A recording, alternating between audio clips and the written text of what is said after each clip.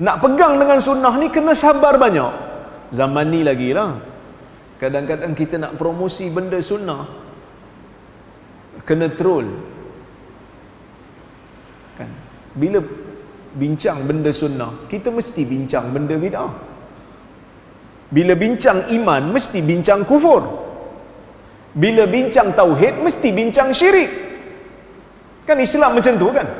Ada ma'ruf, ada munkar. Al-amru bil ma'ruf wan nahyu 'anil munkar.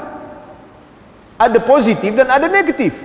Huzaifah pun kata, kana nas yas'aluna Rasulullah SAW 'anil khair wa kuntu as'aluhu 'anil syarr makhafata ay yudrikani. Huzaifah kata, manusia banyak tanya pasal kebaikan, aku tanya Nabi pasal keburukan, kerana aku bimbang keburukan tu akan datang menimpa aku dalam keadaan aku tak tahu dia tu kejahatan, aku tak tahu benda tu buruk. Jadi orang Islam, dia bukan hanya perlu tahu, bukan hanya perlu ambil tahu tentang iman, dia kena tahu apa yang boleh membatalkan iman. Dia bukan hanya perlu solat, dia juga kena tahu apa benda yang membatalkan solat.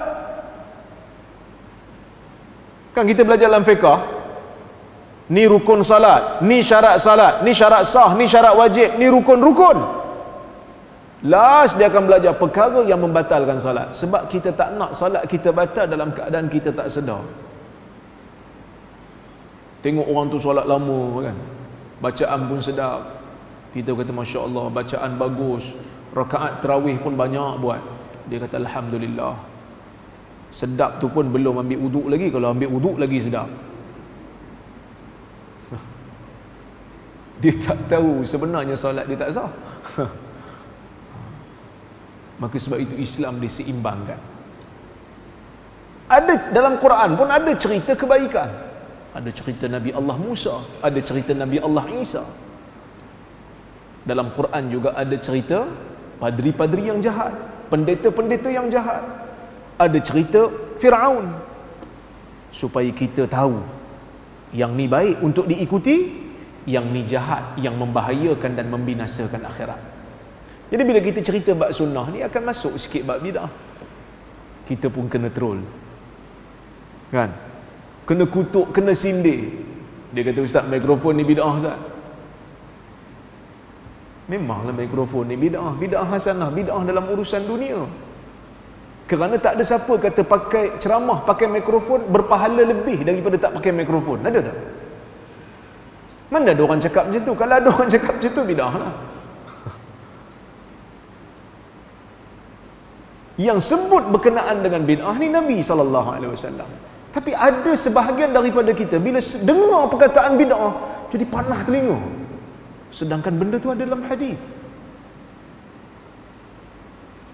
Tuan-tuan, saya ialah sepanjang hidup ni banyak negeri jugalah saya duduk tinggal. Ini negeri yang keberapa saya duduk kan?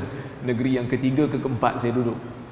Alhamdulillah, Allah Ta'ala bagi rezeki dapat berhijrah, tengok tempat orang, belajar budaya orang.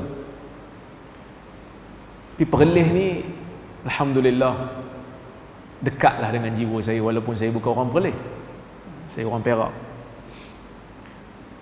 Cuma saya melihat sebahagian kecenderungan sebahagian daripada otoriti agama ataupun orang-orang yang mempunyai jawatan dalam agama ni, kadang-kadang ada kecenderungan nak menjelaskan kepada masyarakat berkenaan dengan bid'ah hasanah lebih daripada kecenderungan dia nak memperkenalkan orang kepada sunnah.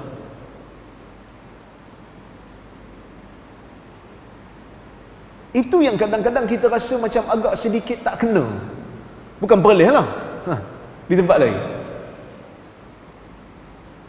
Kadang-kadang nak cerita pasal bid'ah hasanah sampai masuk dalam khutbah Jumaat. Sambutan Maulid Nabi, dia kata, adalah sunnah bid'ah hasanah, maka kita kena mengiktirafnya. Bukan sekali masuk dalam khutbah Jumaat, banyak kali nak bagi orang faham. Saya tak ada masalah sambutan Maulid kalau hanya sekadar ceramah. Dan itulah fatwa negeri Perlis. Kalau hanya sekadar ceramah, nak bagi tahu tentang perjuangan Nabi SAW, tak ada masalah. Okey, kerana orang masa tu pun tengah semangat nak dengar cerita pasal Nabi. Tapi kalau dia bawa mari benda-benda pelik, pergi tawaf kat kubur mana-mana pula, yang tu kacau lah, bid'ah.